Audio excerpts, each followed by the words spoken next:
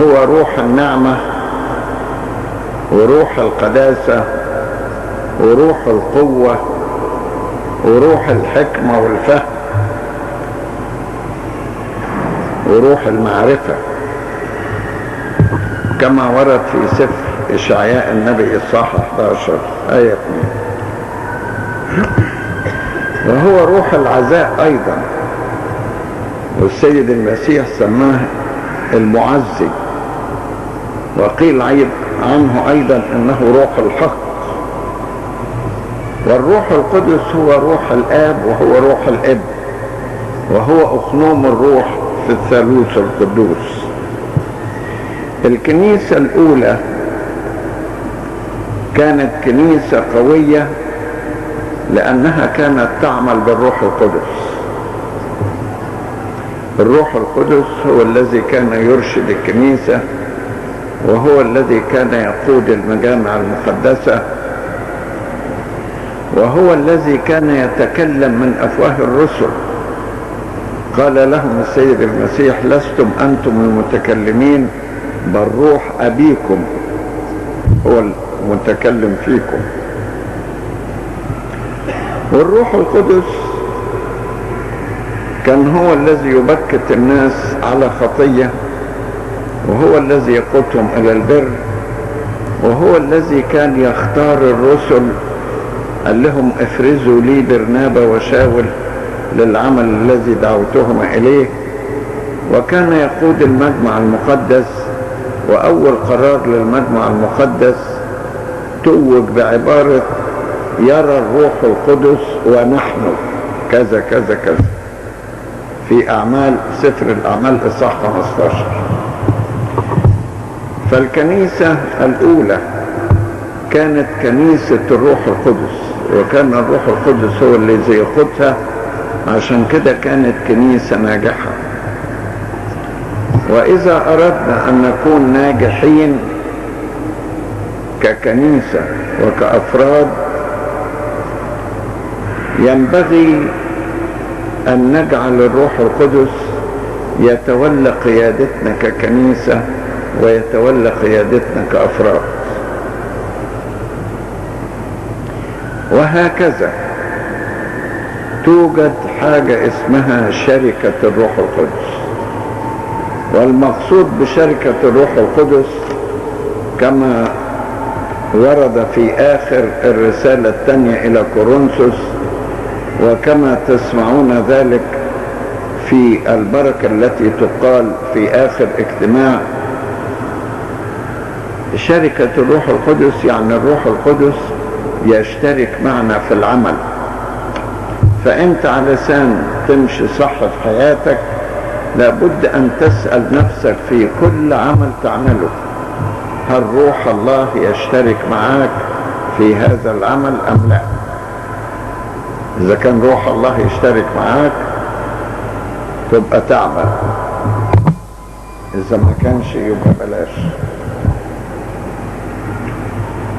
وقته الأمر اللي فاير شوية. فيبقى عندنا سكن الروح القدس في الإنسان وشركة الروح القدس مع الإنسان. سكن الروح القدس في الإنسان تأتي بسر الميرون المقدس اللي بنسميه شركة سر المسحة المقدسة. به الروح القدس يسكن في الإنسان في سر الميرون المقدس. وده غير الروح القدس وعمله في الكهنوت. يعني سكن الروح القدس في الإنسان دي حاجة عامة بالنسبة لجميع المؤمنين، ولكن الكهنوت دي نعمة خاصة تعطى لأشخاص معينين وينالونها بوضع اليد وبالنفخة المقدسة وبنوعية النطق الذي ينطق عليهم. يعني بتوضع اليد وبعدين يقال هذا قسيس بالنطق، هذا أسقف بالنطق، هذا كذا كذا كذا، على حسب المنطوق يكون. الروح القدس في الكهنوت، سكن الروح القدس في البشر، شركة الروح القدس. اللي بيدخل في شركة الروح القدس بينال ثمار الروح القدس في حياته. وثمار الروح وردت في الرسالة إلى غلاطيا الإصحاح 5 آية 22 وآية 23. في فضائل بينالها الإنسان بالجهاد وبالتعب وبالتدريب إلى آخره، وفي حاجات من ثمار الروح القدس في الإنسان. وأيضا في حاجة اسمها مواهب الروح القدس. في مواهب فائقة للطبيعة تعطى لبعض الناس. هذه المواهب عموما وردت في كورنثوس الأولى إصحاح 12، والألسنة وردت في كورنثوس الأولى إصحاح 14. يعني مثلا نلاقي من ثمار الروح القدس في الإنسان الحكمة والإيمان. طب ما جايز إنسان عادي عنده حكمة أو عنده إيمان. الإيمان اللي هو من مواهب الروح القدس إيمان غير عادي فائق للطبيعة. والحكمة التي تعطى كموهبة من الروح القدس حكمة من نوع غير عادي فائق للطبيعة.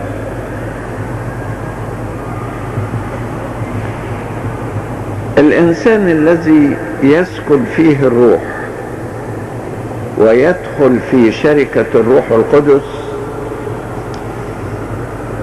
يعطيه الروح موهبة أخرى، وهي الحرارة الروحية. عشان كده في الكتاب بيقول حارين في الروح. وليه حارين في الروح؟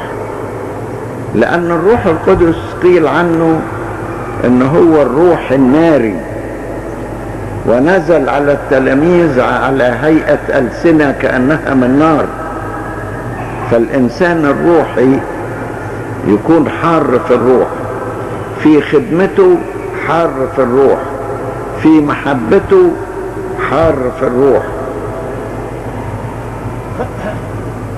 حتى في صلاته تجد صلاته حارة في الروح.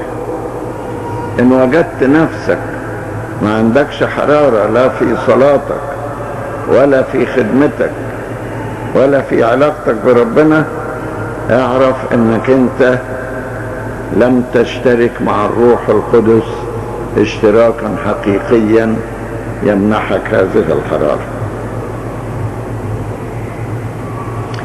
حرارة تكون في الحب، وحرارة تكون في الصلاة، وحرارة في الخدمة، وفي كل عمل من الأعمال.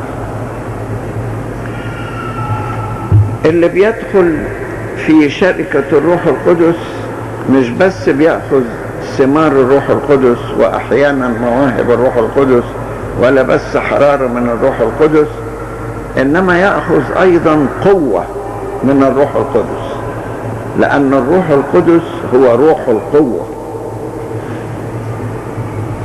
والسيد المسيح قال لتلاميذه لكنكم ستنالون قوة متى حل الروح القدس عليكم، وحينئذ تكونون لي شهودا في أورشليم وفي كل اليهودية وفي السامرة وإلى أقاصي الأرض.